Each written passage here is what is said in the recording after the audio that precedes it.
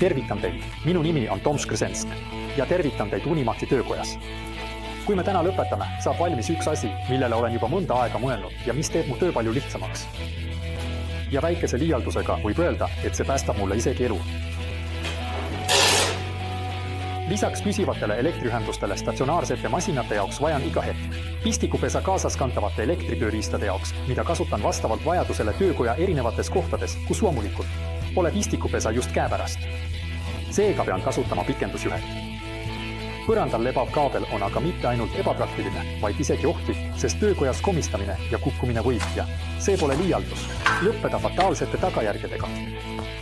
Tüütav on muidugi ka lahti harutamine ja kokkupakkimine, kui kaabel kindlalt sassi läheb ja kinni jääb nii, nagu see ei õnnestuks isegi siis, kui te seda tahtlikult prooviksite.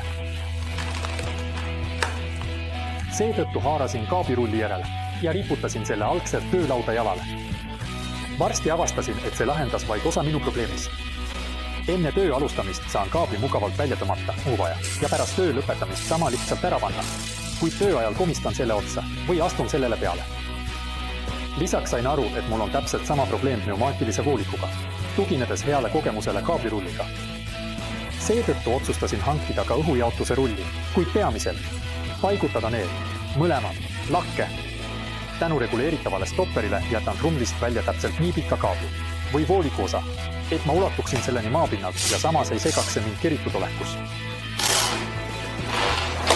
Töö ajal tõmban välja ainult nii pikka osa kui vaja, et see ei vedeleks kuskil asjatult.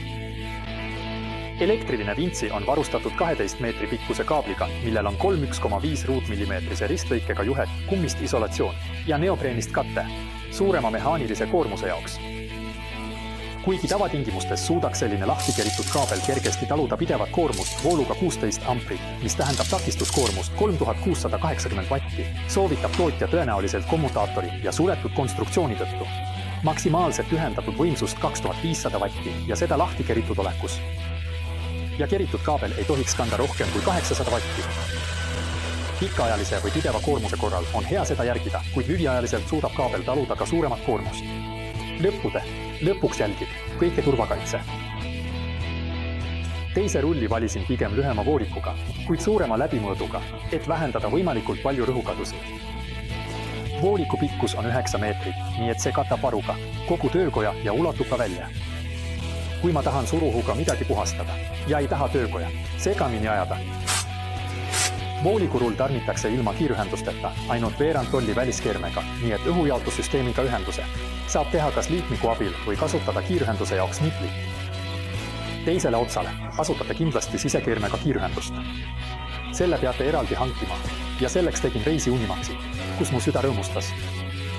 Kompaktsed ja samas massiivsed messingist kiirühendused kirjaga Made in Germany toimivad täiesti. Suurepärased. Iga trumli juurde on lisatud 20 mm läbimõõduga terasankrud, mis on ideaalsed näiteks betooni jaoks. Kui need aga ei sobi teie laematerjaliga, kasutage sellist ankrumaterjali, mis tagab piisava ühenduse tugevuse. Lõppude lõpuks on vintsid teie pea kohal, nii et te kindlasti ei taha, et need teile naeratuse peale kukuksid. Lisaks vintside enda paigaldamisele latke tuleb lahendada ka energiaühendused, kas siis liistu sisse paigutamisega või nagu mina tegin, konksudele riputamisega. Ma tiksun. Tehtav. Vintsid laes tähendavad, et lõpp on sassis voolikute ja kaablite peal tallamisel ja nende otsa komistamisel. Elektri ja õhu saan igal pool töökojas ja ka väravate ees kohe kätte ning sama kiiresti ja turvaliselt ära pandud. Palun tellige ja klõpsake kellukese ikoonil, et saada teavitusi uutest videotest Unimaxi töökojast. Rõõmu teeb ka teie meeldimine või konstruktiivne kommentaar. Ja mul on rõõm teid näha järgmises videos.